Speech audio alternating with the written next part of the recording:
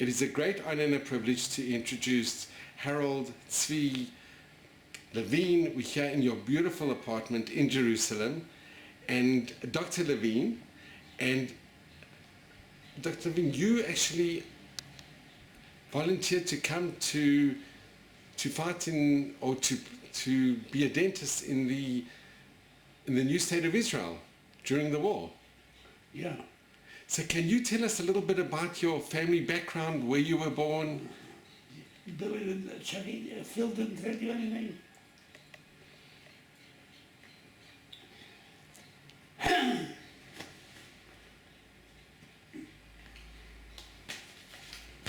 Yeah, I'll tell you, my interest was very easy to come by.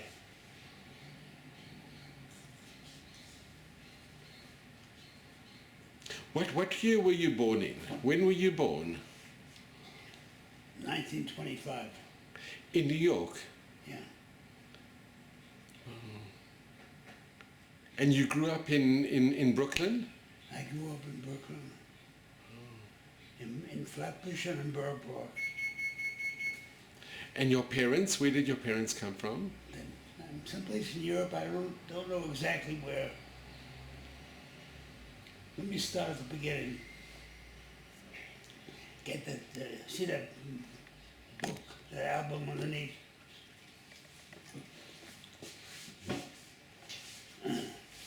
Yeah, it's the one. Oh, this is wonderful. I'll pick this up. Oh, you have...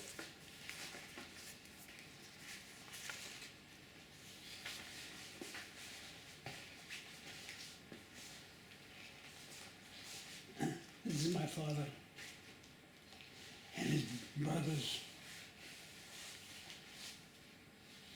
If I could just have a...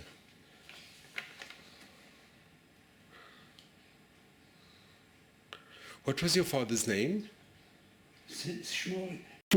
Samuel.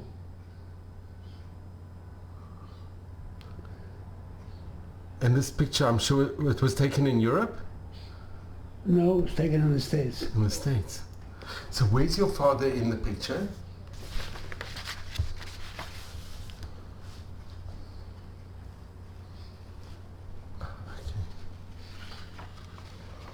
Samuel. So they Baruch Hashem, they managed to get to America. My father was bar mitzvah on the boat coming over. And all of these pictures were taken in Stamford, Connecticut. The oldest brother, Barney, was the one who came.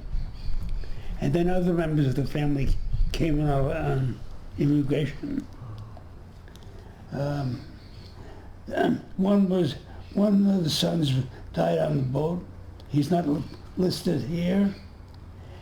And we were 6, 1, 2, 3, 4, 5.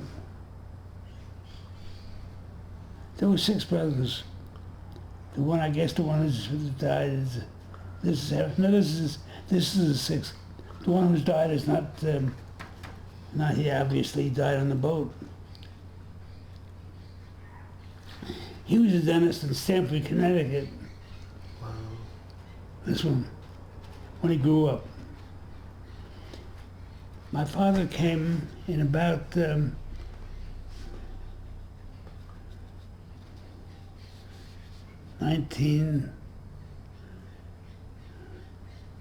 someplace between 19, it had to be, anyway, when he came, it was in the early 1900s. And he spent a couple of years here, did very well in elementary school and high school. And then he was accepted for, you're not familiar with the States, but there's a very well-known, the name slipped my mind now. It was no tuition, but you had to very good scholarship ratings. So he was accepted there for architecture.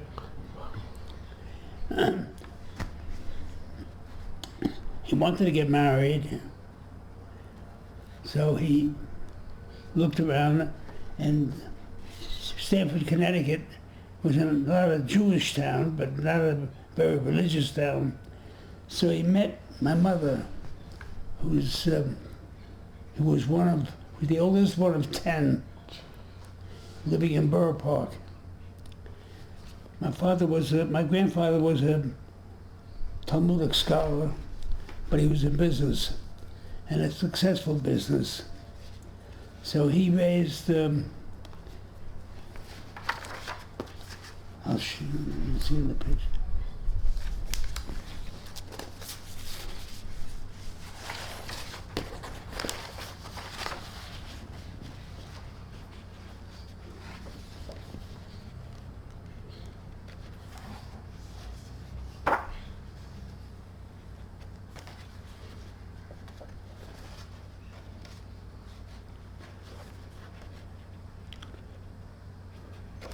You came from a very religious family. What's that? It was a very religious family. Yeah, modern religion, not modern Orthodox. All of, now here, this is my mother's father, Talmudic scholar, a businessman, and he was very successful, so he bought a couple of buildings in Borough Park, rented it out, and he had a bunch of daughters, as you can see. And this one never got married. This one got married late, never got married, married late. And this is my father, mother, grandfather, grandmother. Here's your father on this picture over here. This is my father. And who's in these two pictures? Well, I'm sorry, what? Who's in this picture? This is... No, he died earlier. I don't remember him alive. I was born in 1925. My grandfather that died when I was in dental school he died in 1950. Well, and here's you with your brother. Yeah. Mother. And your mother and father. Yeah.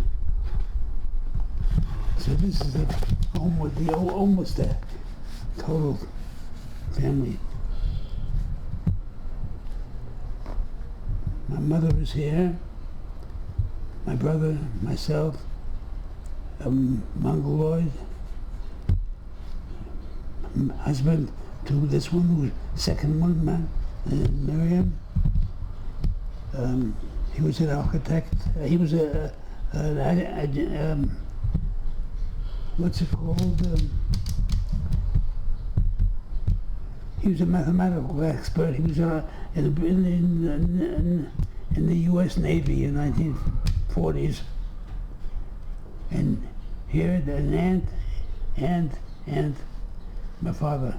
And your mother. Amazing.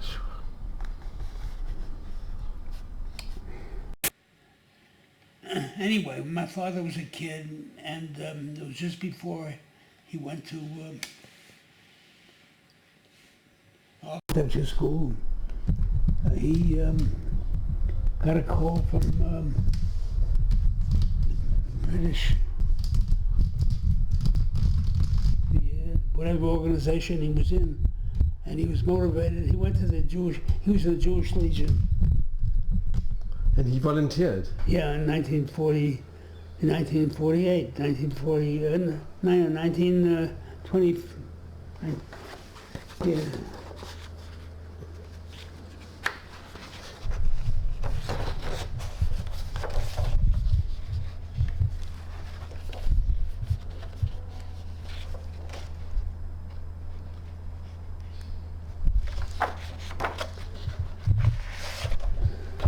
Actually, can I ask you, in this picture, who is in this picture over here? Say that again. Who is in this picture of the Levine family? Aunt Adele married Harry. I forget her name. Married Joe. Can't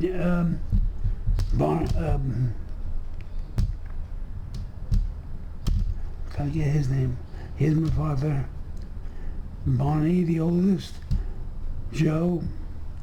Louis. And they did all the wives. Wow. And here's you with your brother and your parents. My father with his family, with his siblings. And at the bottom is yeah. This remember that? Yeah, this was long before your time. that was the Panama hats. Yeah, And which beach did you go to? Seacliff, Seacliff. Wow. Seacliff, Coney Island.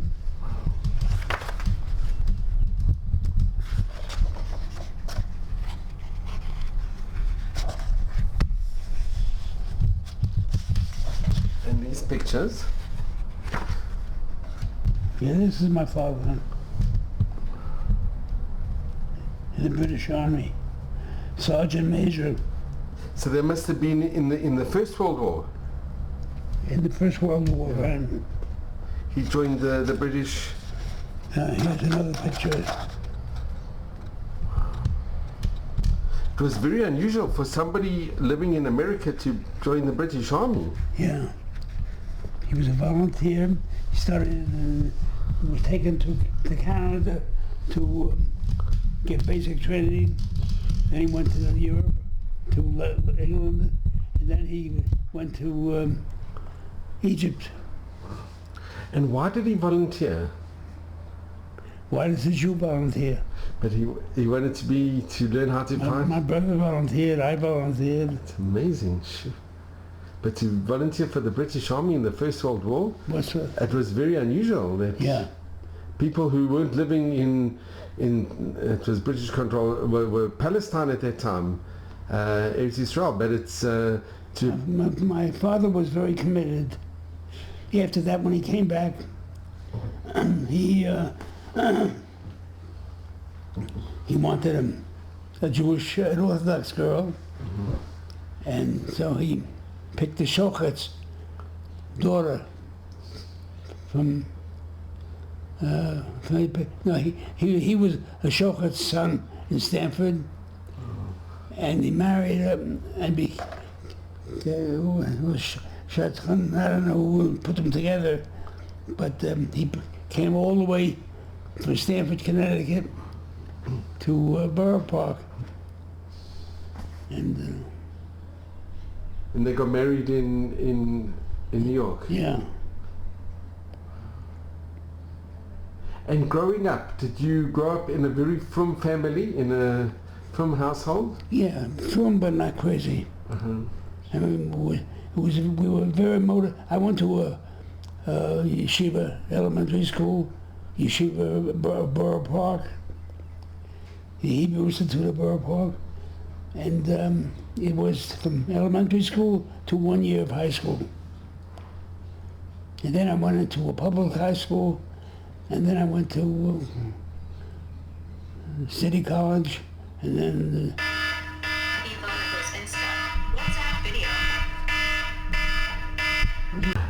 Harold, can I ask, growing up, did you ever experience any anti-Semitism or any anti-Jewish feeling growing up in New York? my father was an architect, and in 1928, there was a The crash. crash. So he was stuck with one of the houses that he designed. It was in Seacliff. You know, you've heard of Glen Cove? Yeah. It's a little town, very large. And so they lived there for, I think, two or 3 years until he was able to to sell the house. And I remember growing up, I don't know, a thunderstorm, and that stopped, and there was a smell of the air, and I went out, and I saw one of my playmates lying, surrounded by potent electric lines. He was electrocuted. So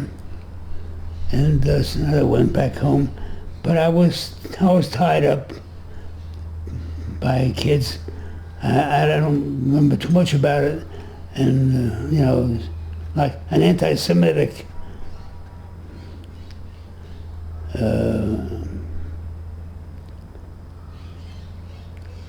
that's how you describe it. And the juvenile anti-Semitic tied me up. Really? Yeah. And that boy that was electrocuted, was it by accident or? I don't know. I don't remember it other than, I mean, I'm mentioning it to you, and I've mentioned it. It's one of the things that you remember about early childhood. So I remember the smell, and I remember being tied up. But besides that, it was a very nice place. And did you used to go to shul on all the Chagim and on Shabbat? I was too young then. I mean, we're talking about up to the age of 5 or 6. And then things got bad for my father in the architecture business. He left architecture without owing any money. The ones who owed money and went bankrupt later on became very wealthy. Trump's family were among the successful residue of the breakdown of society.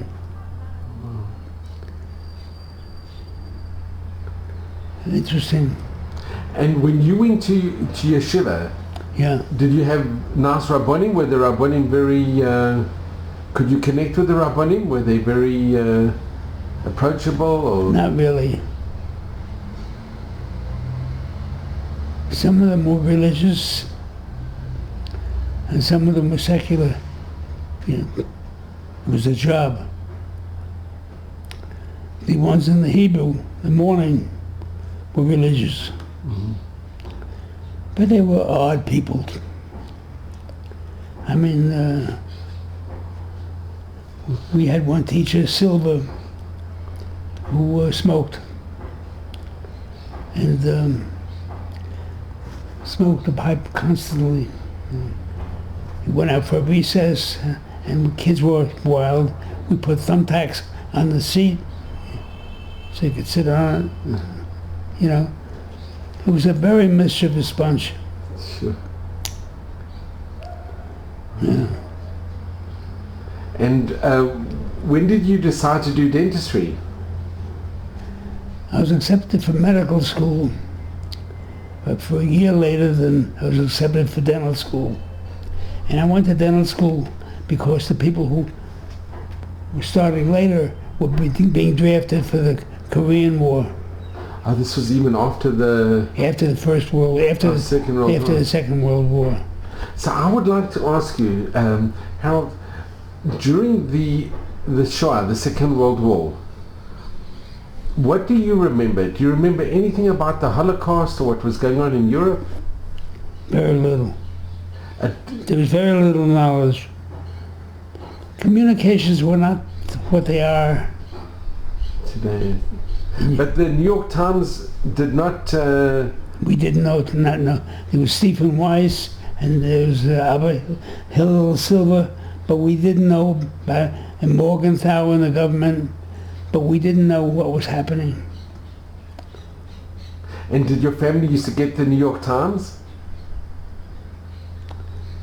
The New York Times was an anti-Semitic paper. It was Jewish owned, but they never published anything about what was going on. I don't remember anything. We didn't. I didn't read the New York Times. They actually apologized many years later for having suppressed. Wow. So growing up during that period, you never knew what was happening in Europe? No. How old are you? 62. Yeah. I know, but it's... You're 2 generations behind me. And what happened when you found out, when the war ended and the news filtered through? Well,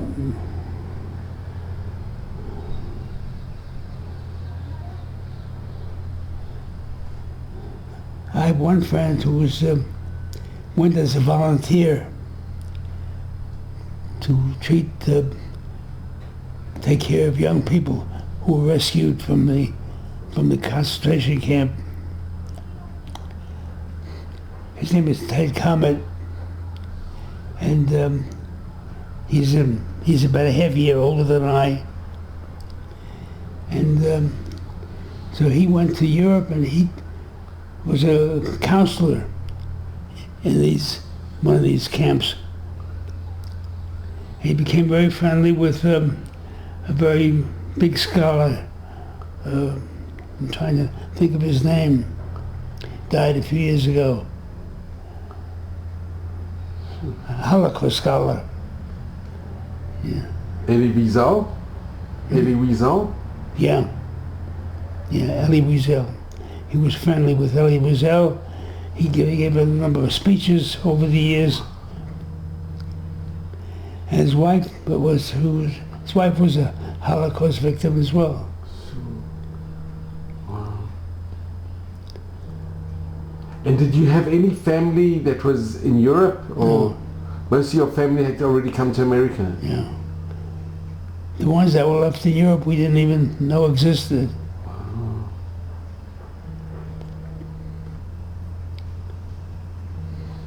And when the survivors started coming to America after the war, did you meet any survivors, or? Yeah. I went out with, I was dating at that period of time, so I went out with a bunch of different girls. Some of them came from Holocaust families, but we never discussed the Holocaust. It just No. wasn't a topic to discuss. No. It was too fresh and too difficult. Look, my parents didn't have pleasant memories. I mean, you don't leave a country across half the world and do it because you're That's true. a successful member of society. Sure. Right? Well, it's true. Yeah. But how was your reaction when you actually found out what had happened in Europe? It must have been devastating. Well, it motivated my brother, it motivated me. That was one of the motivations. Look, the fact that my father was looking for the development of a Jewish state and participating in it, and a very young guy, and I mean, it was very deep feeling. My father was president of the Mizrahi in Borough Park for about 30, 40 years. So you grew up in a very Zionistic family. Yeah. My grandparents are buried in the States. My wife's grandparents are buried in Har Zeitim. My wife's wife's parents are buried in in Bet Shemesh. My wife is buried in Bet Shemesh. In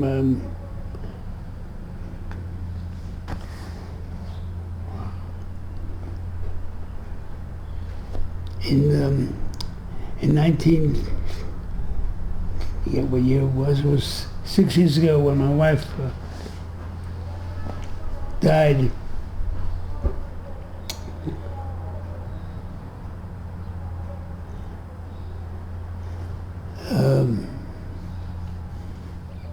So I was in the States. My brother called me up and said,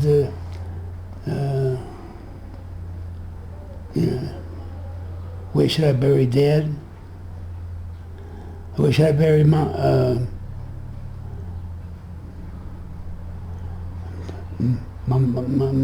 grandfather, my father? And I told him, well, he wanted, on the way to the hospital, he said, take care of Mom and bury me in Eretz Israel if I die. Sure. That's amazing. So he was, so he died over Sukkot, and I called up Israel, and they bought 10 graves in Eretz Chaim. And when my wife's family heard about it, he had some graves in Eretz in Zaytim. How is Zaytim, the Mount of Olives? He bought 30 graves in Eretz in Bet Shemesh, and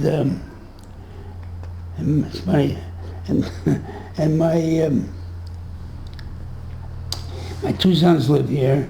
My daughter just bought an apartment here. Wonderful. And he was here a couple of weeks ago. He said, by the way, I want you to know that I just bought 6 more plots. Sure. Wow. Now my wife and her 4 siblings are buried in Eretz Chaim.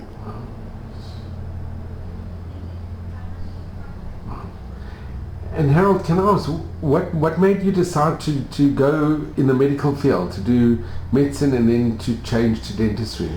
Well, I was going to go into medicine, but I was accepted for dentistry a year earlier. So I took that. And at which university were you at college? It was the Medical College of Virginia. It was a 3-year program at that time during the war. They hurried everything up, and you were exempt from the army while you were in service. So I started dental school in 1942, and then a couple of years later, the war ended, and I just finished the first year and a half of dental school. And in the school, they decided to revert to the 4-year program. So I would have lost an extra half year staying in Richmond, Virginia, which wasn't a place I wanted to be to, even though it's very nice. So I applied to probably switch to a different dental school, to Pennsylvania and to NYU. I was accepted for both, so I took NYU. Wow. And in that class, when they switched back to 4 years from 3, the top members of the class, three of us, switched dental schools. And was it very Jewish? Were there other Jewish students? Quite a few? Yeah. Class of, in Virginia was class of 40, and 80 were Jewish. Wow. It's a high percentage. It's a very high percentage. Yeah. And at NYU? NYU has it even more. when I was in Virginia, when I transferred to NYU, it was a higher percentage Jewish. Between Jewish and Italian was most of the school. And was the curriculum was very difficult to pass? In the school? Yeah. We used a whole different nomenclature. The instrumentation was different. So I had to get a whole new set of hand instruments. They don't use them much today. Chisels. Yeah, that's sure. Oh, sure. And were you happy with your decision of doing dentistry? Yeah. Oh yeah, I enjoyed dentistry. I enjoyed a number of things about dentistry. First of all, you don't kill any patients. And number two, you don't have to visit any in the hospital. And there's you can do things that are creative, aesthetically. I always enjoyed dentistry. I specialized. What was your specialty? And when I came back from Israel, I studied orthodontics. So I have a graduate degree in orthodontics. From which university? Columbia. Oh.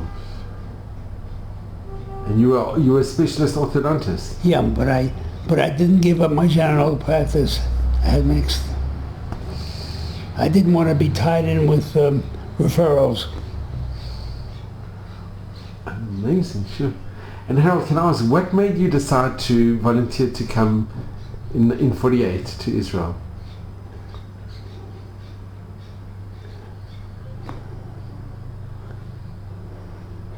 Because you volunteered to come here in 1948. Actually, I finished dental school in 1948, June.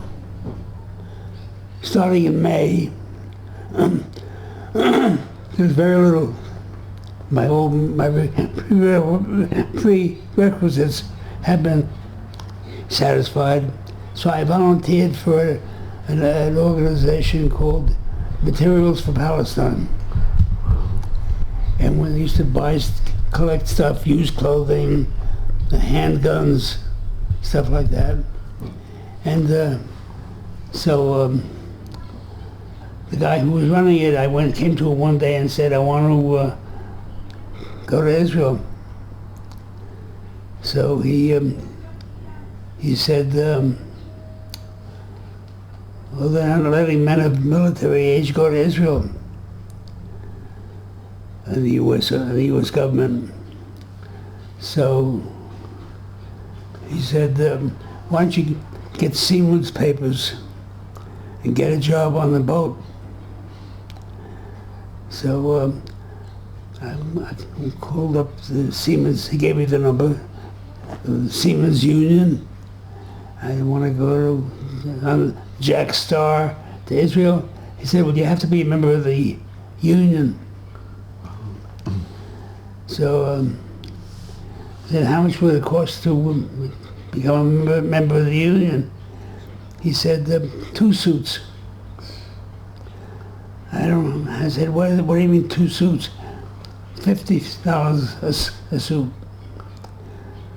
I said, I can't afford that, but I can afford one suit. So I gave him $50 and he gave me a certificate that I was a member of the union. And then I got together with a fellow by the name of Lou Goldblatt, who was a dentist from Cleveland, who was very Zionistic, and he was collecting money for a mobile dental unit. So I went over, I signed up with him, and he got on this boat, Jack Star, and we were treated like officers, given not because we were, but because of our ranks, supposedly. And so we came to Israel, and the unit was officially owned by Kupat Cholim. Well, what month did you come in 48? Do you remember the month that you came, when you came? The month? Yeah, June. In June 48. So the war was still going, the war was... Oh, yeah. You were in the middle of the war? Yeah. The War of Independence? Yeah. And was the boat trip, was it very difficult?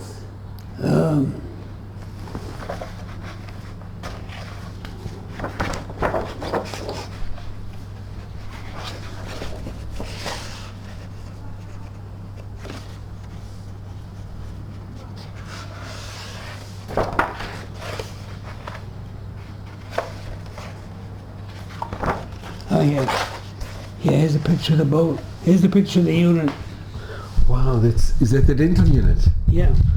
Wow.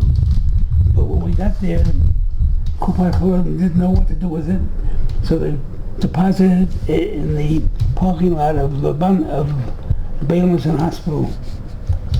And I didn't come here just to sit around in their politics. And I heard about this unit being taken over by the Army. So I went to the head of the Army, Mashori, it was his name. I said, look, if you give me that unit, I'll join the Army. And he did. He gave me this unit, and I went with this unit all over the country. This was during the War of Independence? Yeah, this is me. How old were you at this time? 23. And the boat is... The boat? How old was the boat? Where is the boat? I don't know where the boat is now. Okay, I think here's on the boat. Maybe. On board? This is on board the Jack Star. Yeah. This was on board the Jack Star, the boat that came to Israel. This is when we were stuck in Saad and mud. You know where Saad is, don't you? It's in the Negev. Yeah. It's bypass Gaza. And you can see here inside these were the dental drills. Yeah, this is my chauffeur. This is the dental assistant that I had. Yeah, and this is the unit with inside the unit. And who donated the unit? Who made the? Who donated? Ose. Ose is a French Jewish charity. And these are my girlfriends in Israel.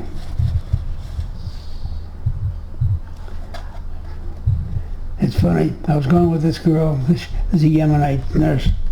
I was going with this girl, and when I left to go back to the States to specialize, I kind of didn't fulfill her aspirations. You know, she wanted me to settle down with her. She's a nice girl, very nice, lovely girl. So a month after I came back to the States, I got a letter. Yeah, Tzvi.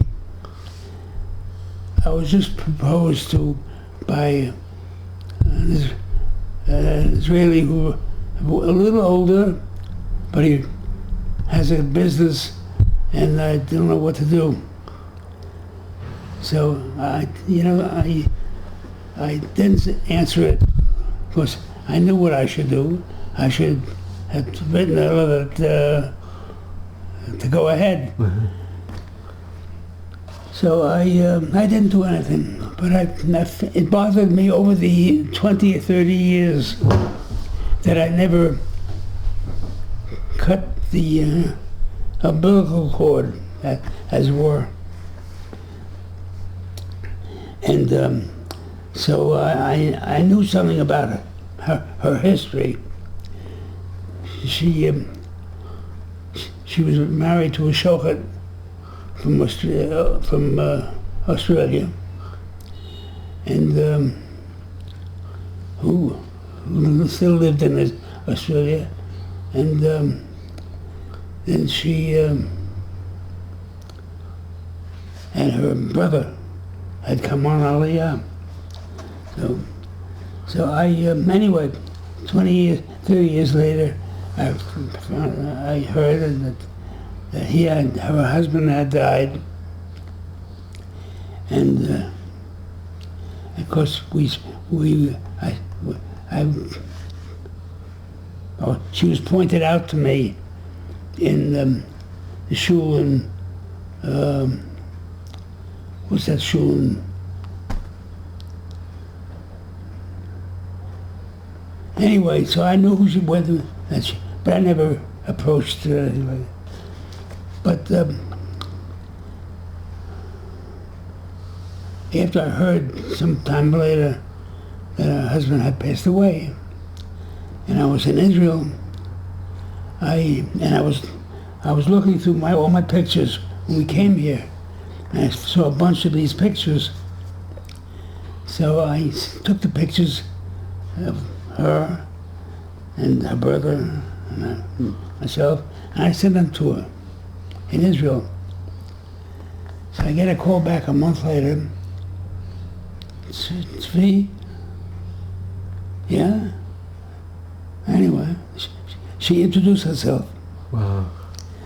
So I said, I always felt sorry that I didn't respond to your letter, but I was a kid and I didn't know how to word it. So anyway, she laughed, and we had coffee, and we decided to have coffee again. And I called, and there was no answer. I called again, it was a metapellet. And then I heard that she had died. Wow, but you had met her, you actually had met her before, you made your peace with her. Yeah, I made up my peace with her. Wow, see. And I went to pay a shiva call, but it was up steps, and it was right near the Lear Institute. So I couldn't go up, but I let say my metapellet that I was downstairs and I wanted to pay a condolence call to her. So the son said, I heard about you, and thank you very much for calling. That's very special. Wow. It was a very special. See, that's amazing.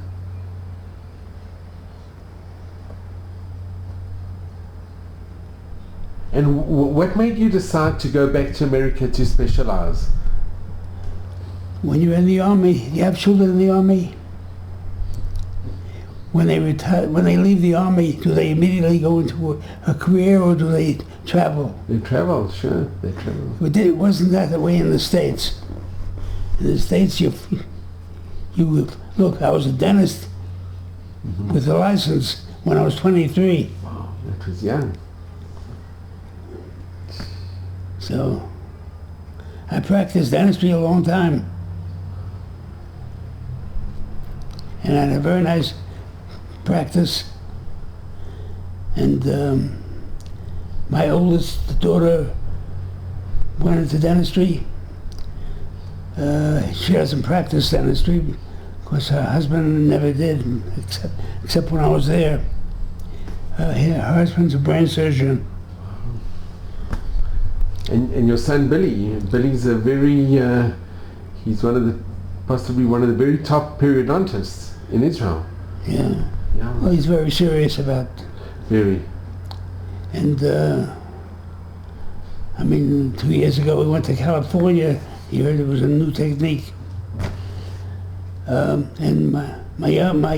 so my oldest one is a dentist, and Billy was a dentist. My young one didn't want to. He wanted to be a little different, so he went into medicine. And he lives in Beth Shemesh, and right now he's in Canada. He took his whole family on a tour of the Canadian Rockies. Have you ever been there? I've been to Canada. Billy, can I just ask, how was it like being a dentist during the war? In the middle of the war, and here you have a mobile clinic. Yeah. It must have been, it's unbelievable. Did you mainly see just emergencies, or? One day I extracted 400 teeth. In one day?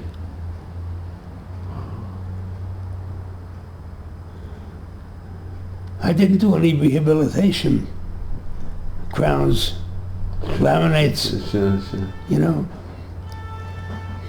Because there's probably a lot of emergency a dentistry. lot of emergencies.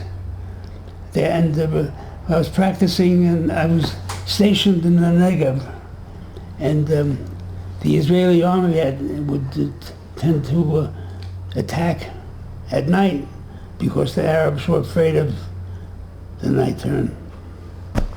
So when I came back, I get somebody comes over to me from one of the units and said, so-and-so has a gun in his mouth. He wants to shoot himself. So I go over, meet this guy. I never knew him. He's from Bensonhurst. You ever heard of Bensonhurst? Part of Brooklyn. He says his office, his unit insulted him. So anyway, I went there. He says, I traveled 6,000 miles. I went to Cyprus. I came back. I went to join the army. My half track went up on a mine, and they gave me another half track. And my men don't want to go with me because they say I have bad luck. So I placated him, and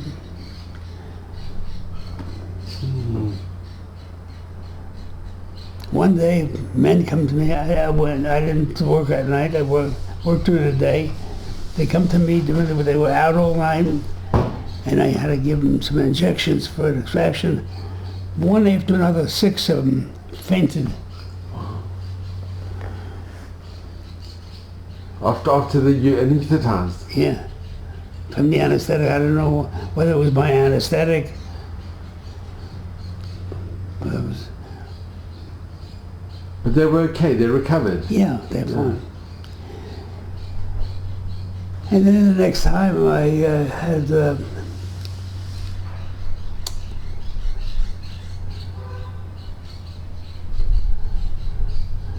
I met a girl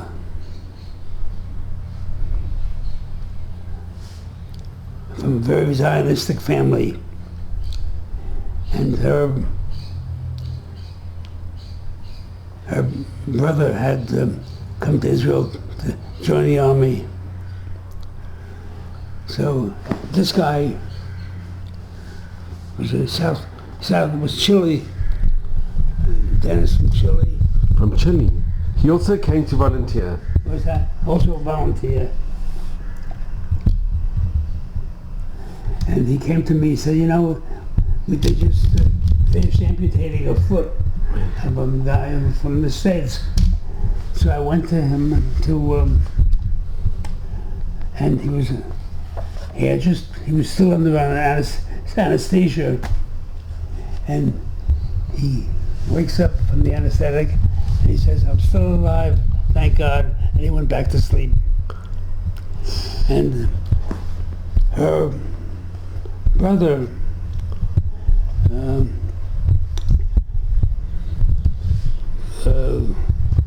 lives here, and she married a man from Illinois. I'm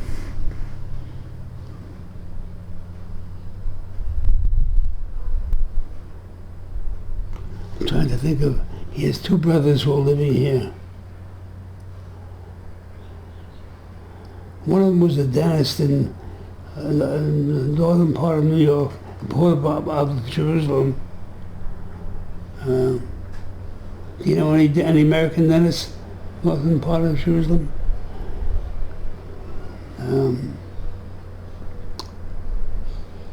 Anyway, he was a brother of one who was who lost a foot.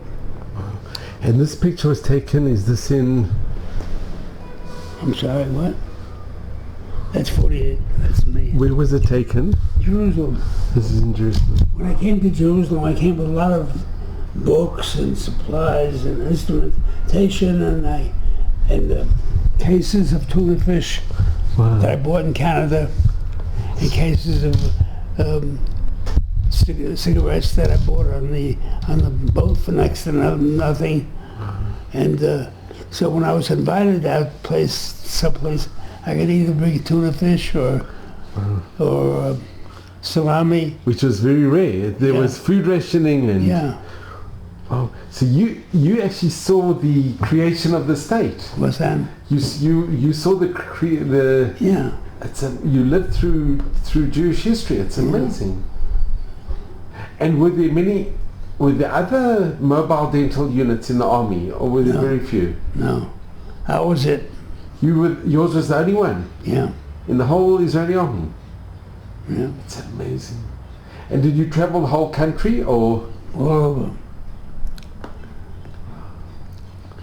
I was in the Galileo, I was in the Chart, I was in the West Bank. Where else was I? I was in Beersheba. I was in Zdom. I was in Eilat. It's Eilat in the very early days of Eilat. I came to this unit when I was stuck here. I continued my trip with this unit, and when I was going down, they said, "Here, take this load and give it to the hospital, whose blood supply." So they gave it to me, and I get to go there, and it was very, very, let's say, fair, very relaxed. So they said, "Why don't you go say hello to the so I'm South African surgeon was there, and his operating room nurse was from Pittsburgh, and so I went in there, and they showed me what they were doing. It was a guy with very bad gashes on his body, and they were operating on him, sewing him up, and so they wondered how to handle him,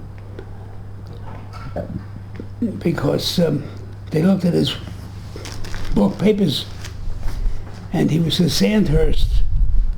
You know what Sandhurst is? It's a British one, Royal Point. Yeah. Yeah. So. Yeah.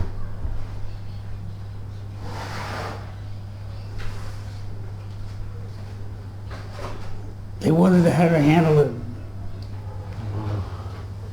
And you helped? I was so tired, I went to sleep.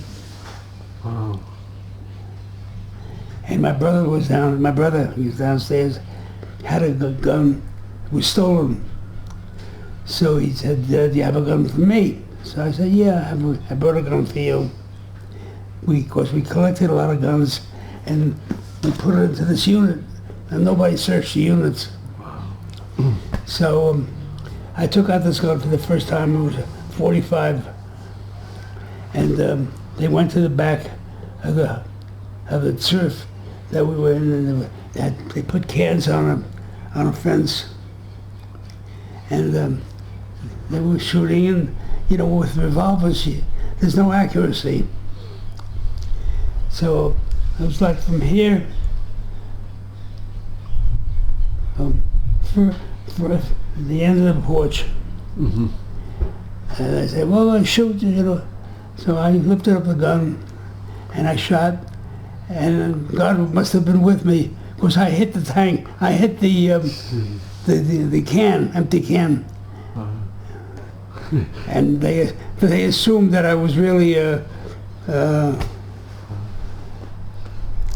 But what I learned was you don't need a handgun. You need a Uzi. You're sure of hitting somebody. Yeah. So how long were you in Israel during the war? Did you stay till the end of the war? I came in the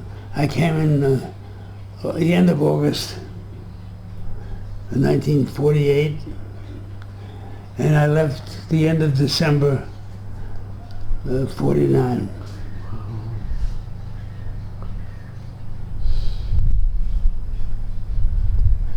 About a year and a half.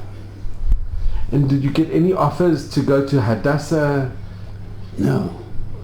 I think it was the dental school was starting then. I was a dentist already. Yeah, but to teach or to lecture there or? No. It never even occurred to me, frankly. I wasn't interested in being a And going back to America, your parents must have been very. Did you go back with your brother? Did you go back together, or? Yeah, not that much. I rented a room in Tel Aviv, 28 Globus, 28 Ben Yehuda. You familiar with Tel Aviv? Yeah. Beginning of right near Mograbi. Oh, okay. So what we're talking about? And your brother? Did you spend a lot of time with your brother? When No. I gave him the gun, and we would bump into each other, but I don't know. I didn't know where he was going, what he was doing. And when you decided to return to America, did you come back with your brother together? My brother came back before I did. Oh, before. And I spent a month in Europe before I came back. I went to Rome, I went to Switzerland, I went to Paris, I went to London. Just to see Europe? Yeah. And when you applied to specialize in orthodontics at Columbia, that's an Ivy League university, was it difficult to get in? Yeah. To be accepted? Yeah. I had good grades.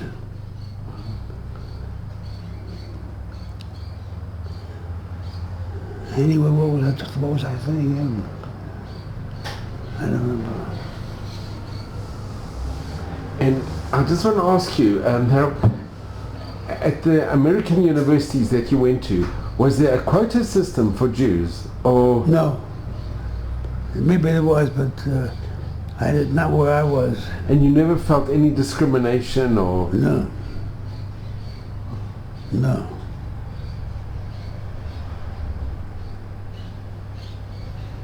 Sure. So how many years did you work as a dentist, as an orthodontist? All in all? Until I retired. Remember, I opened up my first office in 1950. Was this in New York? Yeah.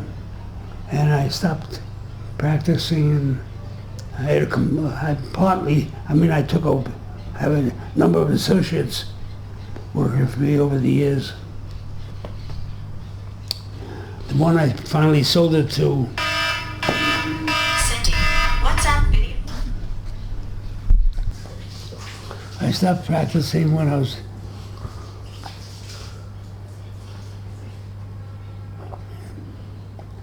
full-time. The rest, for the balance of my, maybe 1981.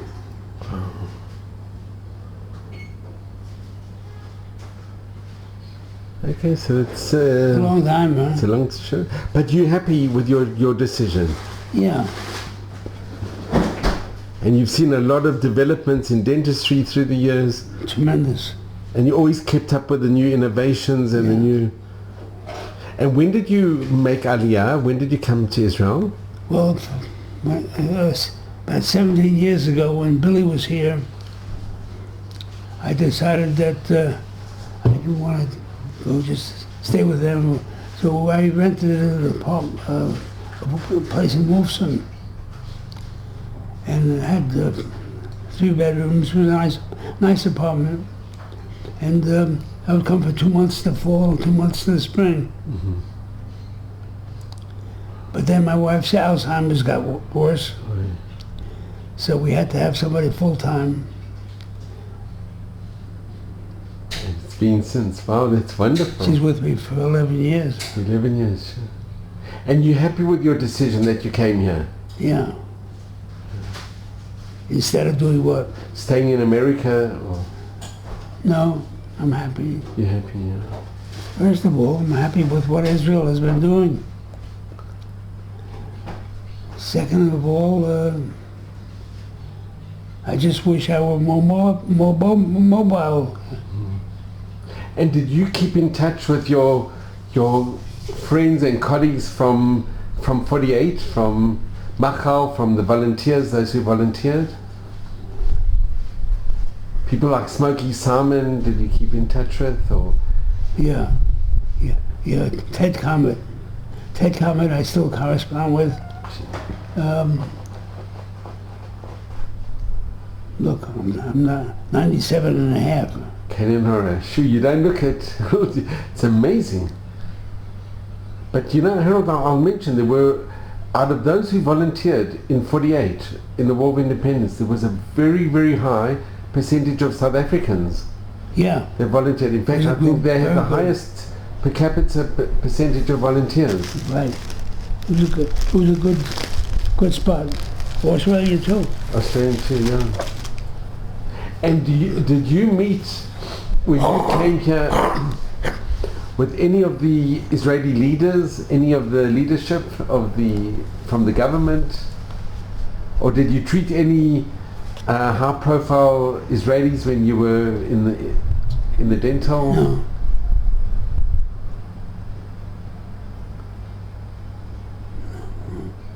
I lived a very quiet life. Sure.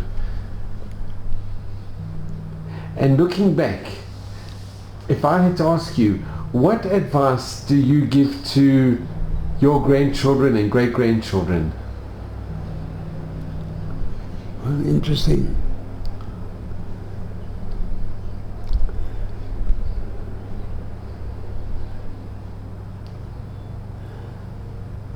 I probably would give them advice to look. Israel's not an easy place. I mean, I go crazy with. I have a young man comes to help me every day for about an hour each day, just to go over some of the shenanigans in computer work and report. You know, it's.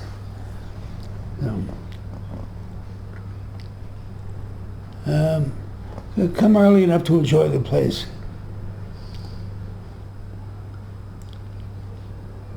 And having a state of Israel, it's very important. Oh yeah. And all the years you kept being religious. You kept. I think I'm probably less religious now, but it's a different kind of religion. Yeah. I mean, I have no special. I believe in secular knowledge in addition to Torah knowledge, and I think I have no sympathy for people who spend their whole life not being productive. But you must be very proud of the achievements that your children have done here, and I have. Take a look at the refrigerator. I saw there's the whole family. It's wonderful. Yeah. It's really special. Wow. I just got a picture today. Chucky, who's took his whole family to the Canadian Rockies. Wonderful. So Harold, I really want to thank you. And Billy took his family now. They rented the villa in north, near Lebanon. Oh, right in the north. Yeah. Sure. So, Harold, I'm so grateful. I met your brother this morning, and this picture of you and your brother, two incredible heroes that decided to volunteer in 1948 you were prepared to give up your life for the state of Israel, for the Jewish people. Something very interesting happened. You know, my brother went first, and my father had been there in 48, in 20. He said, how do you feel about my going? He said, if I were to ask your mother, she would say no, but if I were you, I would do it. It's pretty gutsy, huh? It really is. I mean, we're just two kids. It's amazing, and you and your brother, and I think you are both unsung heroes, tremendous heroes, and it's been such an honor and a privilege to be with you, and I'm so grateful. And you should just have mazel bracha and may v'estrim in good health. Did you run out of film yet? Not at all, not at all. No, anything that you say, it's incredible, because you really lived. You saw the destruction, a third of our people being destroyed, and then you saw the rebirth and the rebirth of the state of Israel, and you were part of that history. You actually made it happen. I don't feel that I made it happen, but I feel like I'm part of history. People who don't participate are missing something. Sure. I mean, they can have a Jewish life in the Golan, Yeah. but this is a different kind of existence. And you're very happy that you came here in 48, Yeah. that you volunteered. I am. Thank you. So I just want to again, I cannot thank you enough, and Harold, really from the bottom of my heart, really thank you very, very much. I'm extremely grateful, and you should just be well and have nachas from your dear Thank you. family. Thanks. And you are amazing. And give my brother, my son, your regards. I will do all the very best. Okay.